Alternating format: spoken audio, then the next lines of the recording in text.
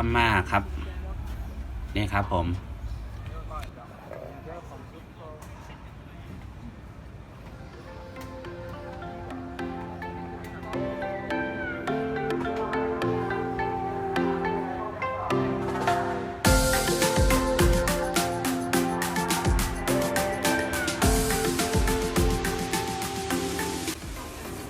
นี้ก็จะเป็นร้านค้าร้านรวงนะครับ มีของกินของใช้เยอะแยะไปหมดเลยนะครับอยากกินอะไรก็สั่งได้ตามความชอบใจครับนี่ครับมีผลหมากรากไม้ครับมีน้ำปั่นผลไม้ก็มีครับมีอาหารซูชิอาหารญี่ปุ่นนะครับมีครบเซตเลยครับมีก๋วยเตี๋ยวข้าวซอยครับข้าวซอยน้ำเงี้ยวนะครับเยอะแยะเลยครับ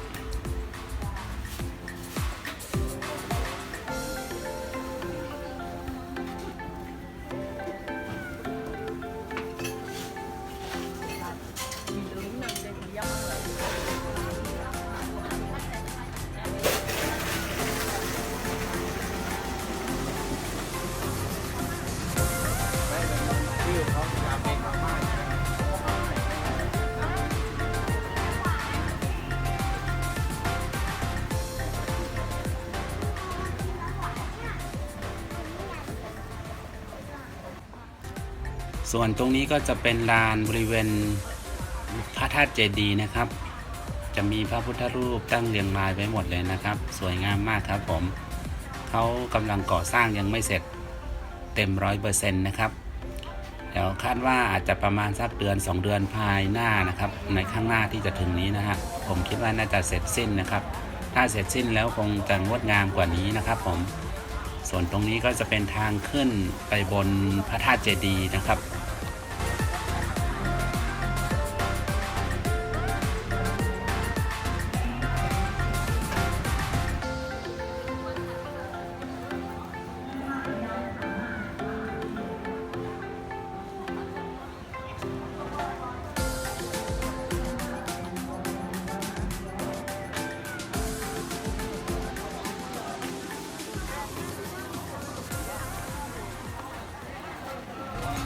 ไปครับผมเราลงไปด้านล่างนะครับ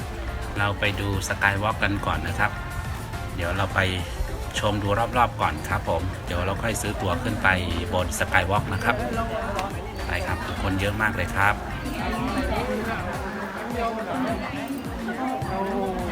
สังเกตดูนะครับนักท่องเที่ยวที่มาเที่ยวชมที่นี่ก็มีหลายกลุ่มหลายชาติพันธุ์เหมือนกันนะครับในแม่สายนี่ก็มีหลายกลุ่มชาติพันธุ์นะครับมีหลาย10ชาติพันธุ์เหมือนกันนะครับผมภาษาที่ใช้พูดก็จะมีภาษาเหนือภาษาไทยภาษาไทยใหญ่ภาษาพม่าภาษาจีนนะครับหลากหลายภาษาครับ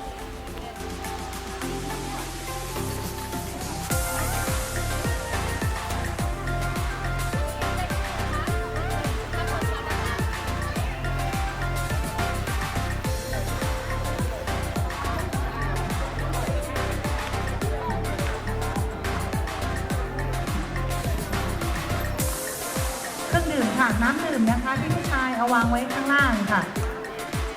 พี่คะอันนี้น้ำดื่มน้ำหนังเอาไว้ตั้งใจไว้ก่อนค่ะเนาะกำไกมาเอาขึ้นค่ะเนาะเพราะว่าตุ๊กใส่กระจกย่องในพ่นล่มกว่าเลยมีอุบัติเหตุในตั้งขอมถ้าผิดชอบทั้งสักอย่างค่ะเนาะอากูใหญ่ๆน้ำเครื่องดื่มห้ามเอาคืนเอาค่ะเนาะค่ะตั้งทีตั้งวาวไว้ตั้งนี่ครับผมวิวสกายวอล์กครับสวยงามมากเลยครับ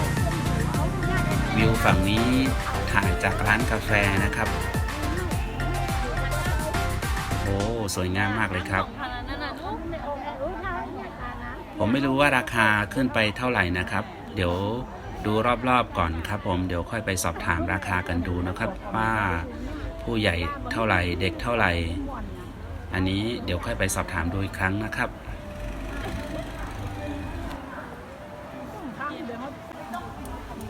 ได้มาแล้วครับได้ตั๋วมาแล้วครับผมได้คิว1222นะครับเขาจะให้ถุงเท้ามาด้วยนะครับคนละ1คู่ครับผมสำหรับตั๋วเข้าชมนะครับผู้ใหญ่50 บาทครับเด็กความสูงไม่ถึง120เซนติเมตรเข้าฟรีนะครับเด็กเกิน120เซนติเมตรนะครับราคาเท่ากับตั๋วผู้ใหญ่นะครับผมเด็กกับผู้ใหญ่ราคาเท่ากันนะครับคนละ50 บาทเท่ากันนะครับ เอาขึ้นมาถึงด้านบนแล้วนะครับ ตอนนี้ก็กำลังยืนต่อคิวครับผมยืนต่อแถวยื่นบัตรให้เจ้าหน้าที่ตรวจสอบก่อนนะครับก่อนเจ้าหน้าที่เขาจะปล่อยให้เราเข้าไปเดินในสกายวอล์กนะครับ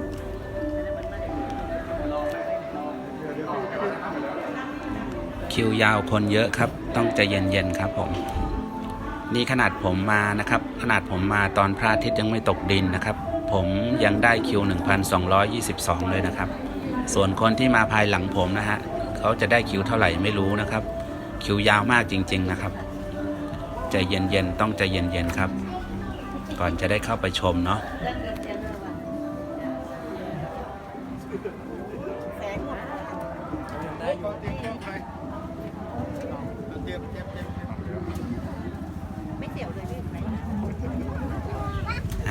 นี่ครับผมขึ้นมาถึงด้านบนนะครับถึงสกายวอล์กแล้วครับเดี๋ยวเรามาชมวิวกันนะครับฝั่งนี้ก็จะเป็นวิวตัวเมืองแม่สายนะครับนี่ครับผมชมไปเรื่อยๆครับส่วนฝั่งโน้นก็จะเป็นฝั่งพม่าครับเดี๋ยวเดินไปข้างหน้าอีกนิดนึงนะฮะตรงจุดถ่ายรูปนะครับเราจะได้เห็นวิวพร้อมๆกันนะครับผมโอ้ยาวมากเลยนะครับสกายวอล์กตรงนี้เขาบอกว่าใหญ่ที่สุดในภาคเหนือนะครับแล้วก็ยาวที่สุดด้วยนะครับเนี่ยฮะสวยงามมากเลยครับเดี๋ยวถ้าตอนมืดเย็นหน่อยเขาจะเปิดไฟสว่างสวยสวยงามกว่านี้นะครับเดี๋ยวรอตอนพระอาทิตย์ตกดินแล้วก็ตอนเขาเปิดไฟนะครับนี่ก่อนอื่นเราต้องมาถ่ายรูปพระเอกเราก่อนนะครับตอนนี้พระเอกตัวน้อยครับพระเอกผู้ติดตามไปไหนไปด้วยตลอดนะครับไม่ให้ไปไม่ยอมนะครับคนนี้เป็นเงาตามตัวเลยครับไปรับมาจากโรงเรียนนะครับชุดก็ยังไม่ได้เปลี่ยนนะยังไม่ได้เข้าบ้านเลยครับไปรับมาจากโรงเรียนแล้วก็มานี่เลยนะฮะมันต้องไปออกทางด้านนู้นจะไปย้ายเดินไปเลยไปยิงตัวมาหัดตายนะต้องยืนมั้งอ่ะ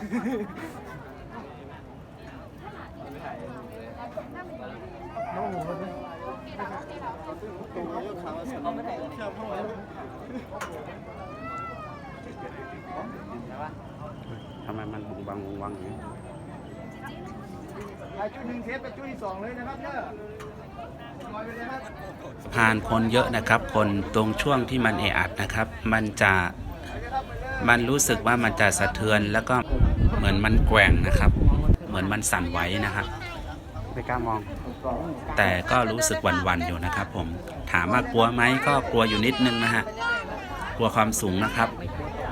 ก็ไม่พยายามมองลงไปข้างล่างนะครับก็เดินไปเรื่อยๆก็คิดว่าไม่มีอะไรนะครับแต่ถ้าเรามองลงไปข้างล่างเพราะว่ามันพื้นมันเป็นกระจกเนาะมันก็รู้สึกกลัวนะ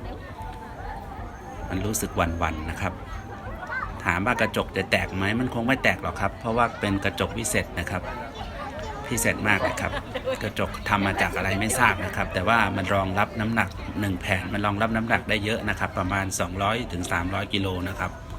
มันคงไม่แตกง่ายๆนะครับเป็นกระจกนิรภัยชั้นดีเลยครับ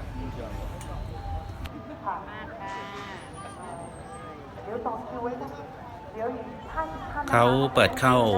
มาให้ชมนะครับให้มาเดินเล่นบนสกายวอล์กนะครับรอบละ30 นาทีนะครับ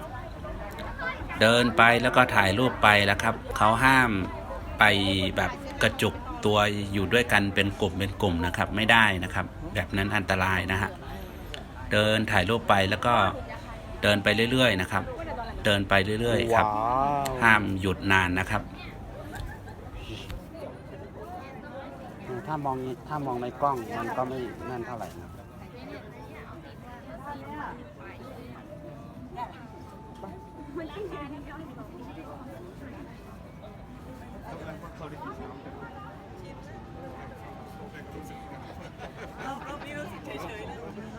รอบ3พอดีขึ้นมาหน่อย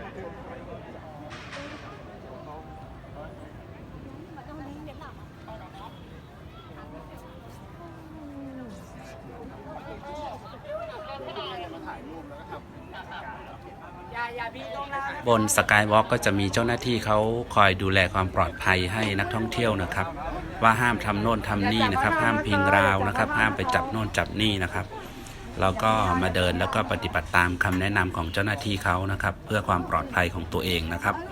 ใครเบียวๆไปนั่งถ่ายมาก่อน พระอาทิตย์กำลังรับขอบฟ้านะครับวิวสวยงามมากนะครับท้องฟ้าสีเหลืองอร่ามครับผม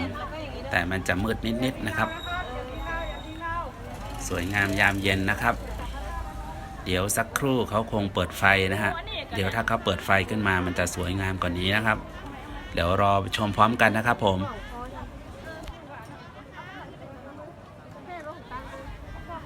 เขาจะปล่อยเข้ามาเดินข้างบนนี้รอบละ60 คนนะครับ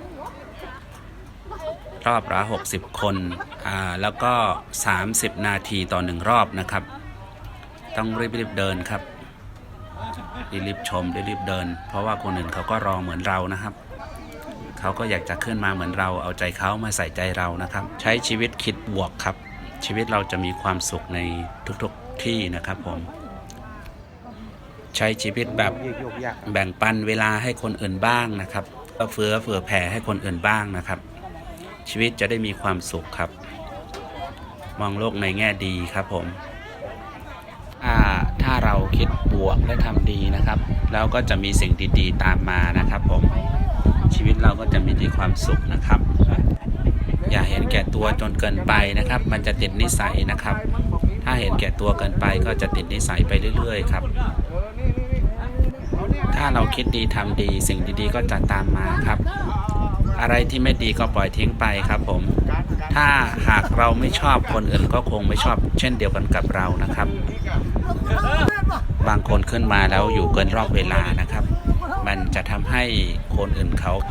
เข้ามาเยี่ยมชมไม่ได้ครับเจ้าหน้าที่เขาไล่ไปแล้วก็ยังไม่อยากไปนะครับอย่างนี้มันไม่ดีครับมันเป็นตัวอย่างที่ไม่ดีครับผมควรจะแบ่งปันเวลาให้คนอื่นเขาบ้างนะครับคนอื่นเขาก็เหมือนเราครับเขาก็อยากจะขึ้นมาเยี่ยมชมเหมือนเราเหมือนกันครับถ้าเราไม่ลงไปเขาก็คงไม่ปล่อยให้คนอื่นเขาขึ้นมานะครับเพราะว่ามันอยู่รวมกันเยอะๆไม่ได้ครับบนเขาทางด้านโน้นจะเป็นวัดถ้ำผาจมนะครับจะมีพระพุทธรูปองค์ใหญ่ๆอยู่องค์หนึ่งนะครับตรงนั้นก็จะเป็นจุดชมวิวเช่นเดียวกันนะครับแต่ตรงนั้นจะไม่มีสกายวอล์กนะครับส่วนสกายวอล์กจะมีที่นี่ที่เดียวนะครับผมส่วนตรงนี้ก็จะเป็นวิวฝั่งพม่านะครับวิวอำเภอท่าขี้เหล็กจังหวัดท่าขี้เหล็กนะครับ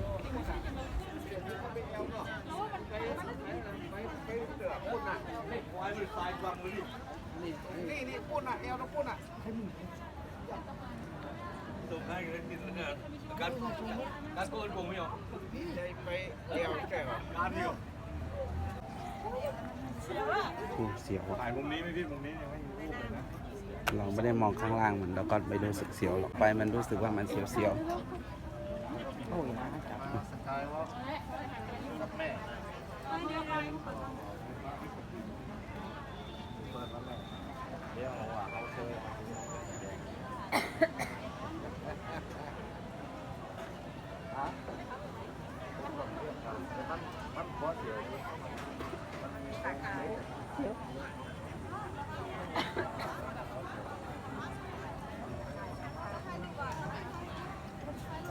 นี่ลงไปแล้วเหรออย่าลืมนะเราลงอีกแล้วเว้ยการวันในวัยจุด มันไหวอยู่ไหวอยู่ โค้งมันทำไมสั่นก็ลงโค้งแกล้งมันฟ้องมันซื้อ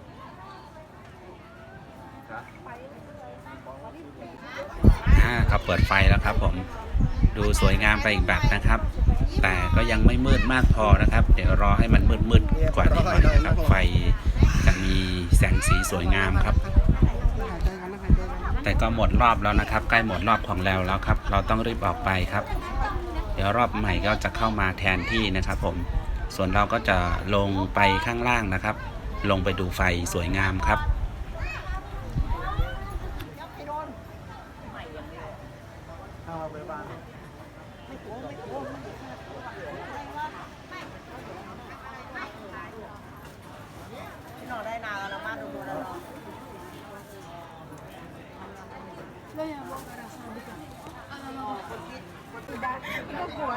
มาดิ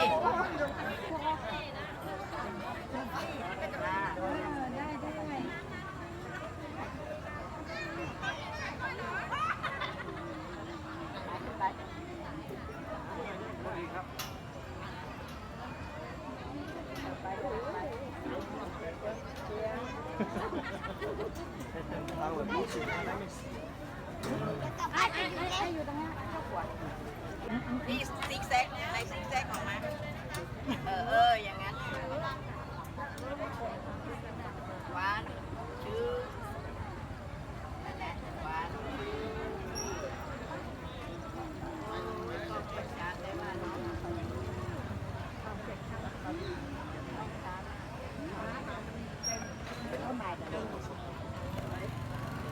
ชิวมากเลยอ่ะ ไปครับผมหมดรอบแล้วครับ ลงไปครับลงไปดูด้านล่างครับ รอบใหม่ก็จะเข้ามาแทนที่นะครับ ผมถ้าเราไม่ลงไปรอบใหม่ก็จะเข้ามาไม่ได้ครับ แม่เข้าข้างในเหมือนไปครับหมดเวลาแล้วครับ มาเลยปั้นเดี๋ยวพ่อหายใจก่อนดิ โอ้ใจกว่าหายนี่กับมันไว้เลยด้วยนะคะใช่อย่างนี้ก็มีออกมาแล้วครับ ตอนนี้มาอยู่ชั้น2นะครับ ตรงนี้ตรงลานพระพุทธรูปครับ เดี๋ยวเราจะลงไปอีกชั้นนะครับ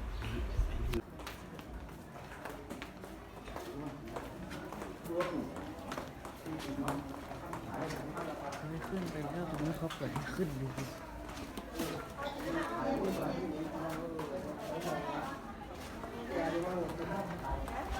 ตรงนี้จะเป็นชั้น1นะครับผม ตรงนี้ก็จะเป็นลานพระพิฆเนศครับ ส่วนตรงนี้ออกมาแล้วนะครับผม ตรงนี้ก็จะเป็นด้านล่างสุดนะครับ เดี๋ยวพาไปชมไฟนะครับ ไปครับผม ไปดูด้วยกันครับ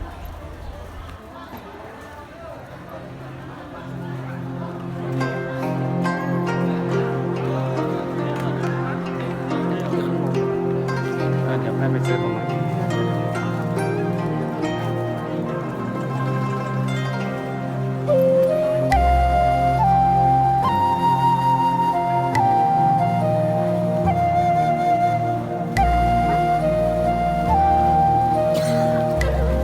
เ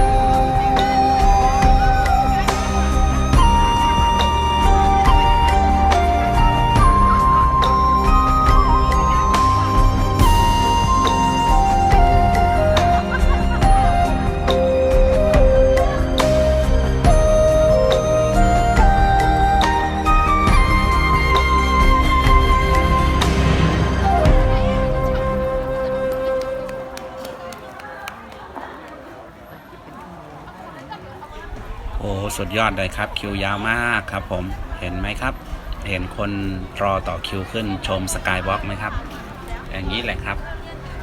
เราจะปล่อยขึ้นไปรอบละ60 คนนะครับ30 นาทีต่อรอบครับไปครับส่วนตัวผมก็ขออนุญาตพาลูกๆหลานๆไปซื้อขนมกินก่อนนะครับน้องๆเริ่มหิวแล้วนะครับหลังจากที่กินเสร็จเรียบร้อยแล้วก็เราก็ขออนุญาตปิดคลิปนะครับผม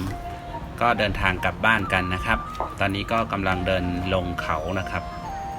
ค่อยๆเดินไปนะครับ